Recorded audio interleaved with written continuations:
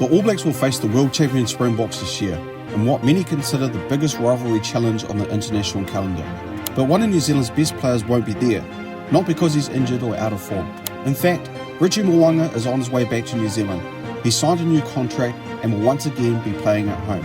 Yet somehow, he still can't play for the All Blacks. The reason? A New Zealand Rugby rule that has already cost the All Blacks some of their biggest stars.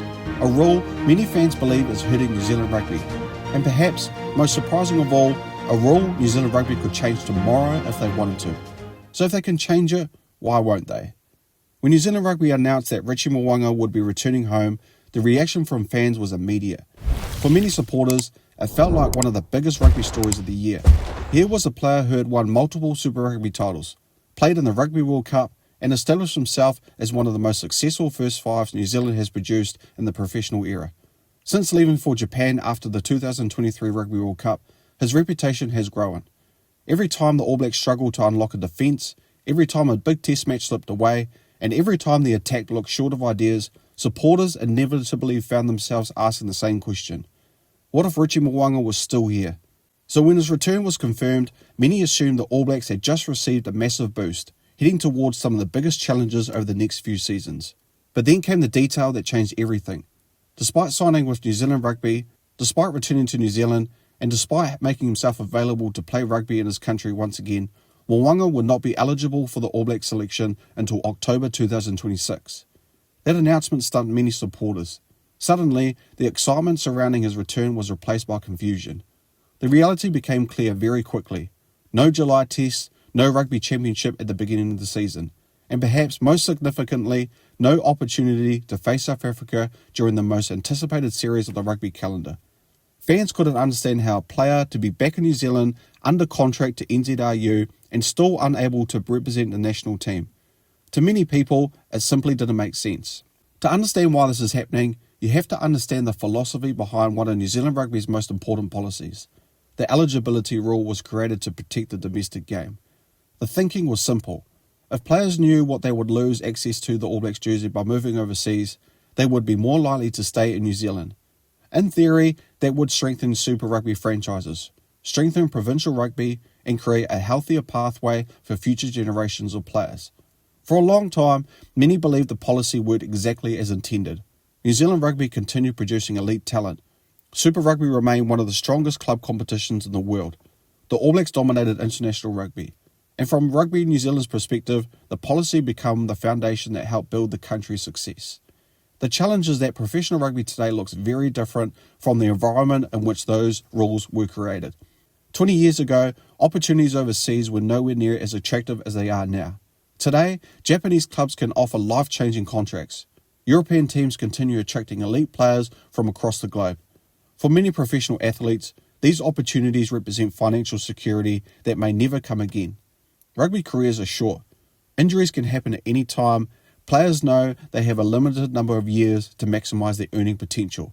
And as a result, more players are choosing to spend their careers overseas. Not because they no longer care about New Zealand Rugby, but because the realities of professional sport force them to make difficult decisions. This is where the rule begins to have a very real impact on players. Every athlete eventually faces the same question. Do you stay in New Zealand and maintain a clear pathway to the All Blacks?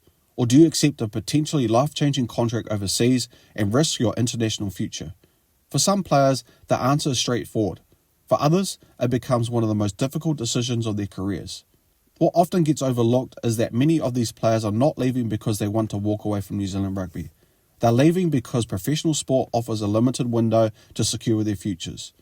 When fans see players departing for Japan or Europe, it's easy to focus on what New Zealand loses. But from the player's perspective, the decision is often about family, security, and making the most of an opportunity that may never come again. Richie Mo'unga is the first player affected by the policy. Over the years, several high-profile All Blacks have found themselves facing similar situations. Shannon Frizzell departed after the 2023 Rugby World Cup. Lester Whainaunuku left despite being viewed as one of New Zealand's most promising outside backs. Other talented players have made similar decisions throughout their professional era. Every departure reignites the same debate. Should New Zealand Rugby continue protecting the domestic game at all costs? Or should the All Blacks have access to every available player regardless of where they play? What makes the Mo'unga situation particularly fascinating is that he's not asking to represent New Zealand while playing overseas. He's coming home.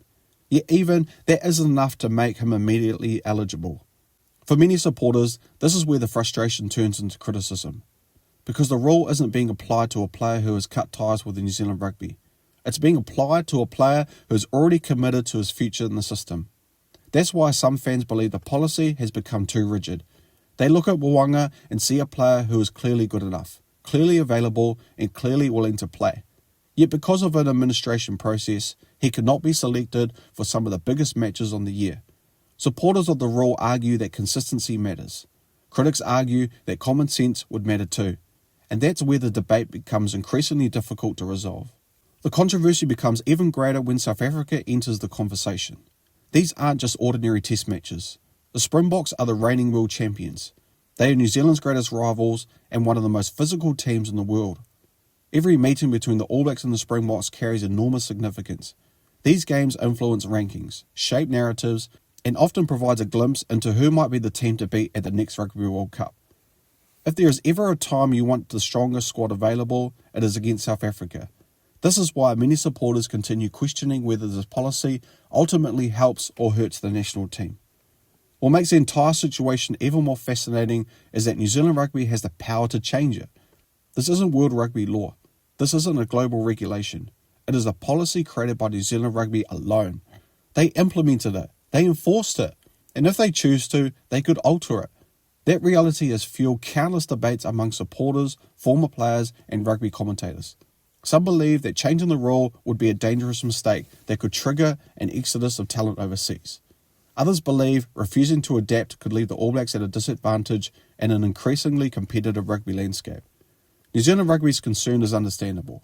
If players know they can leave, earn significantly more overseas, and return to the All Black selection whenever they choose, what incentive remains to stay? The fear is that Super Rugby becomes weaker, provincial rugby loses star power, and the pathways that have produced generations of All Blacks begin to suffer. From New Zealand Rugby's perspective, this isn't simply about one player. It's about protecting the entire structure of New Zealand Rugby. The organisation believes that short-term sacrifices may be necessary to preserve long-term success. But critics see this risk emerging. What if the game continues evolving while New Zealand Rugby stands still? What if more players decide that overseas opportunities are simply too good to ignore? What if future generations become increasingly willing to trade the All Blacks' aspirations for financial security aboard? These questions are becoming more relevant every year. Rugby is no longer confined by national borders. The professional game has become global. Players move more frequently than ever before, and nations around the world are adapting to that reality. The question many fans are now asking is whether New Zealand Rugby is adapting quickly or not quickly enough. Let me know your thoughts in the comments below. Should New Zealand Rugby keep the rule, or is it finally time for a change? If you enjoyed this video, don't forget to like, share and subscribe for more content just like this. Thanks for watching guys, and I'll see you next time. Peace!